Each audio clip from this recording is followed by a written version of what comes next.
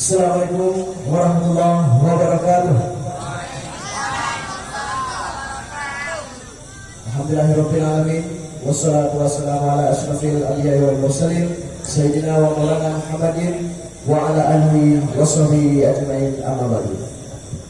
Yang kami muliakan abdi rohani kita bersama, abdi di balai beserta keluarga, yang kami muliakan kepada seluruh dewan guru, dan yang kami muliakan teristimewa kepada para talabah yang masih setia menuntut ilmu di wilayah yang kita cintai ini.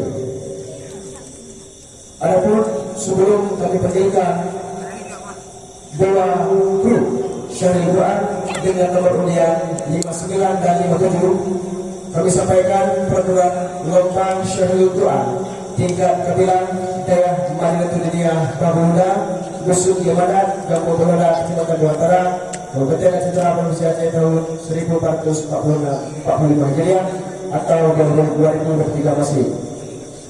A.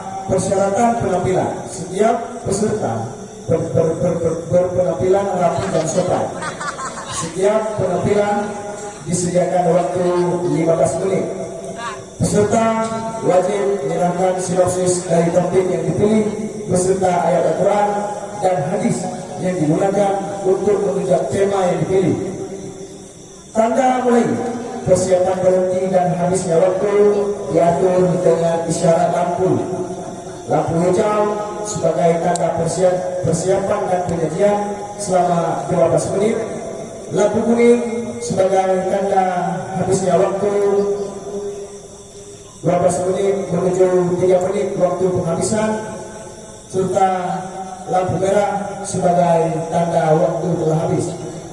Penampilan dimulai dengan membaca uraian syarahan, membaca ayat Al-Quran, kemudian menerjemahkan secara puitis. Kurang atau lebih dari ketentuan waktu penampilan yang telah ditentukan dapat mengurangi nilai bidang syarah.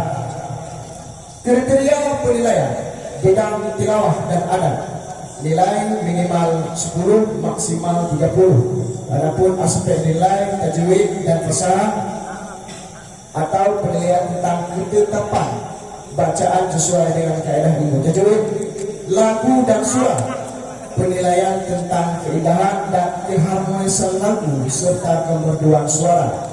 Selanjutnya kesopanan dan keserasian, penilaian tentang sikap, gerak, serta pakaian peserta seluruh sebagai satu tim. 2. Kriteria penilaian bidang terjemah dan materi syarahan, nilai 10, maksimal 40. Ketetapan terjemah atau penilaian tentang isi terjemah yang sesuai dengan kandungan ayat. 2. Sistematika, penilaian tentang susunan dan urutan materi yang mencakup pendahuluan, permasalahan, pembahasan, dan kesimpulan, serta isi penilaian tentang kebutuhan, kedalaman, keluasan, keterpegawaian, dan kekuatan argumentasi termasuk dalil yang digunakan, kaidah dan gaya bahasa, penilaian tentang pemakaian kata dan struktur kalimat yang benar, menggema dan menarik sesuai dengan kaidah bahasa dan sastra.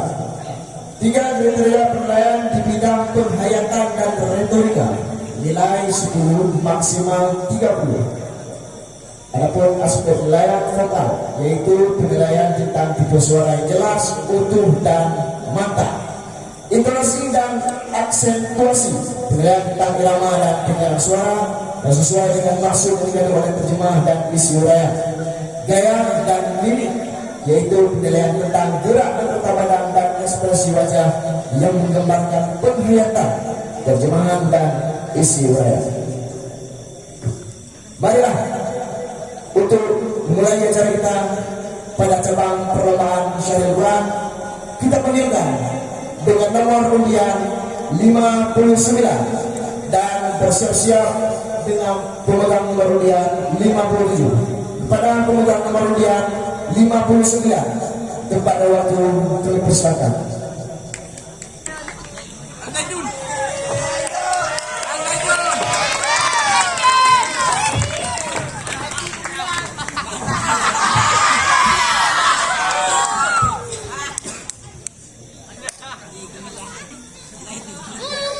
Bismillah itu permulaan kalam. Dengan nama Allah Khaliqul Alam, melimpah rahmat siang dan malam kepada mukmin dan Islam. Assalamualaikum warahmatullahi wabarakatuh. Alhamdulillahilladzi khalaqan nasa bisuratin mukhtalifah wa qabilatin mutanawwi'ah. Wassalatu wassalamu ala sayyidina Muhammad kanat hayatuhu bil jama'ah wa ala alihi wa sahbihi wa man tabi'a risalatah. Amma ba'd. Majlis hadirin para kompetitor Syarhil Quran yang kami muliakan.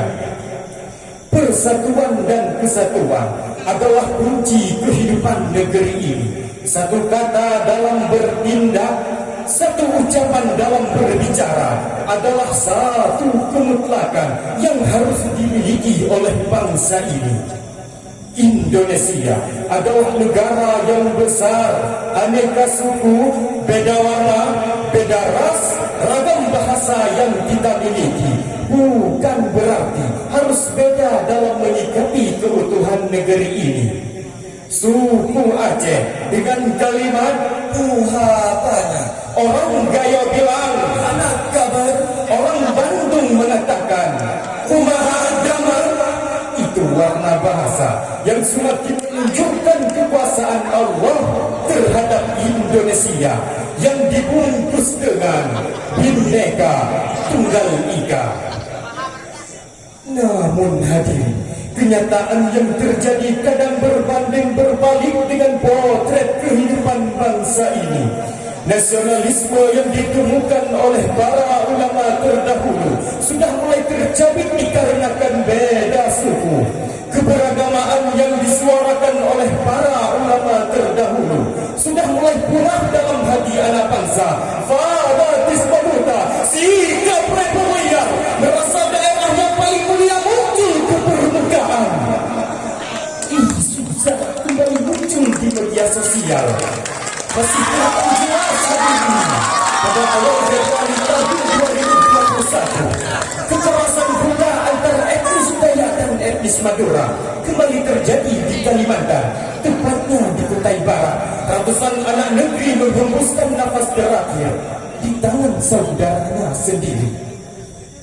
Dilatar belakangi oleh hal tersebut, izinkan kami 3 serangkai untuk mengangkatkan sebuah topik syarahan dengan judul Membangun Persatuan dalam Keberagaman, Upaya Mewujudkan Indonesia Bermartabat. Referensi awal syarahan kami, Kitab Suci Al-Quranul Karim, Surah Ali Imran, ayat 103. Allah berfirman, A'udzu billahi minasy syaithanir rajim.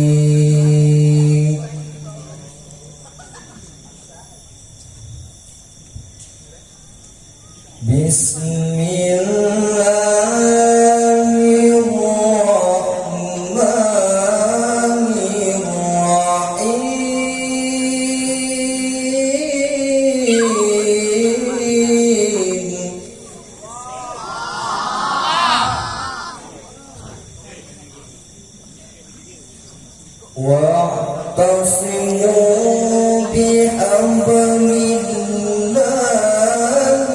jami'an wa la tafarraqu.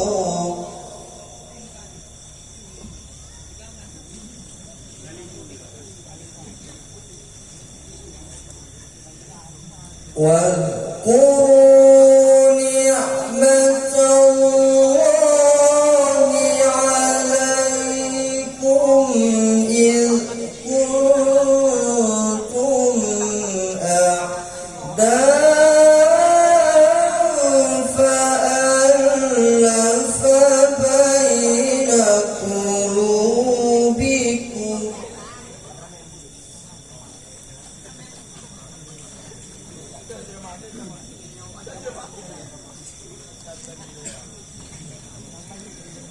فألف بين قلوبكم فأصبحتم بنعمته إخوانا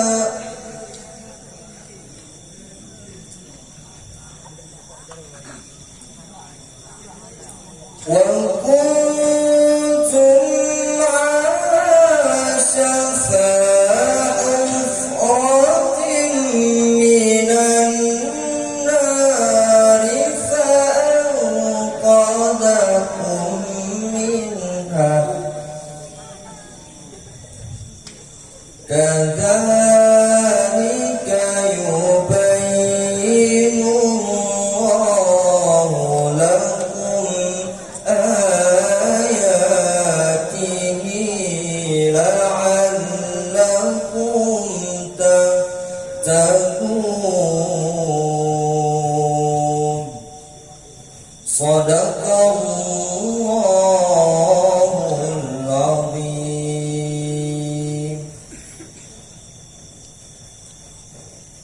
Aku berlindung padamu ya Allah dari godaan syaitan yang terkutuk dengan menyebut asma-Mu ya Allah yang maha pengasih lagi maha penyayang penyayang sayang. Dan berpegang teguhlah kamu pada tali agama Allah, dan janganlah kamu bercerai-berai, dan ingatlah nikmat Allah kepadamu ketika kamu dahulu masa jahiliyah permusuhan, lalu Allah mempersatukan hatimu. Dengan karunia-Nya kamu menjadi bersaudara, sedangkan kamu berada di tepi jurang neraka. Lalu Allah menyelamatkanmu di sana. Demikianlah Allah menerangkan ayat-ayat-Nya kepadamu agar kamu mendapatkan petunjuk. Maha suci Allah di atas segala firman-Firman-Nya. Majelis hadirin di bumi panas yang kami muliakan, asbabun nuzul dari ayat tadi sebagaimana yang dijelaskan oleh Imam Bayraqi dalam tafsirnya jilid kedua halaman 81. Wala tafarraqu ay ba'dal Islam. Allah memerintahkan kepada kalian untuk hidup dalam berjamaah dan melarang mereka untuk bercerai-berai. Abu Al-Fida Ibnu Katsir dalam tafsirnya jilid pertama Anwarut Tanzil wa Asrarut Takwil menjelaskan bahwa wala tafarraqu ay amarahum bil jamaah wa nahahum 'anit tafarruqa. Jangan bercerai-berai di antara kalian dengan sebab adanya perbedaan di antara kamu semuanya. Hadirin, seiring dengan itu Rasulullah bersabda dalam hadisnya yang diriwayatkan oleh Imam Bukhari dalam kitab Sahihnya halaman 22 dari Umar bin Khattab radhiyallahu anhu. Rasulullah bersabda, Al-Muslimu akhul Muslim, la yadlimuhu, wa la yakhduluhu, wa la yahqiruhu. At-taqwa hakuna. Sesama Muslim kita bersaudara. Oleh karena itu, jangan saling menzalimi, membenci dan merendahkan. Disinilah ketakwaan. Hadirin, sifat PLN ini yang digunakan Nabi dalam hadis tersebut berfaedah musyarakah. Maksudnya beliau mengisyaratkan kepada kita semua agar kita tetap berbuat baik dan tidak berbuat jahat dan terus bersaudara. Hadirin, seiring dengan itu, walaupun para ahli tafsir berbeda pendapat, namun mayoritas mereka tetap sepakat dengan konsep al-musawwah, bahwa manusia berposisi di hadapan Allah tanpa membedakan kasta, kasta dan suku bangsa. Biarkan kita berbeda adat yang tak sama, Agama bahasa yang kita miliki yang sama jangan dibedakan. Yang beda jangan disamakan. Hadirin, karena perbedaan menjadikan kekuatan untuk menuju Indonesia lestari sekaligus harmoninya kehidupan walaupun di tengah multikultural Indonesia. Majelis hakim hadirin di bumi kayu yang kami muliakan, indahnya multikultural Indonesia. Tidaklah keliru jika Indonesia disebut sebagai salah satu laboratorium negara kehidupan. Negara kita memiliki suku bangsa, suku agama, dan berbagai-bagai daerah. Hadirin, namun kita tetap bersatu dan tak berseteru, kuat dan sepakat menuju Indonesia bermartabat. Majelis hakim hadirin yang kami muliakan, asbabun nuzul dari ayat tadi yang diriwayatkan oleh Abu Mulaika pada saat terjadinya Fathul Makkah tahun 8 Hijriah. Rasul mengutus Bilal bin Rabah untuk mengumandangkan azan. Lalu Haris bin Hisham pun berkata, Rasul tidak mendapatkan orang azan kecuali burung gagak hitam ini. Kalimat burung gagak hitam ini adalah ejekan kepada Bilal karena warna kulitnya. Dengan penjelasan tidak ada perbedaan yang berhadapan dengan Allah dengan warna kulitnya, tetapi dengan takwanya. Majelis hakim hadirin yang kami muliakan, dari syarahan kami dua hal sebagai kesimpulannya.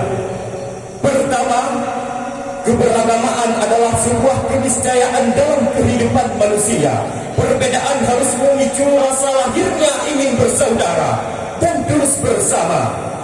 Kedua, Islam mengajarkan kita untuk kita hidup bersatu padu dan tak berseteru, seirama, satu rasa dan satu asa di bawah pertiwi tercinta Indonesia. Akhirnya telah lama hati mendamba untuk bersua di dan ceda, walau perbedaan adat dan budaya, demi Indonesia kita meraih ukhuwah. Hadirin, dari itulah kami sampaikan hasbunallah wassalamu alaikum warahmatullahi wabarakatuh.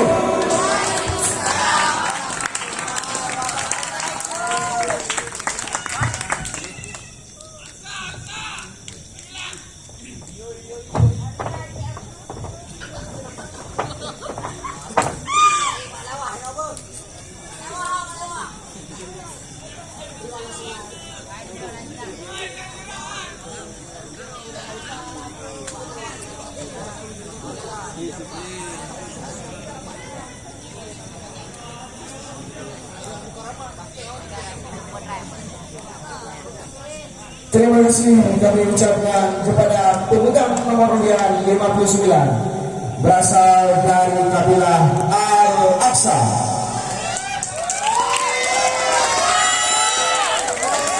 Selanjutnya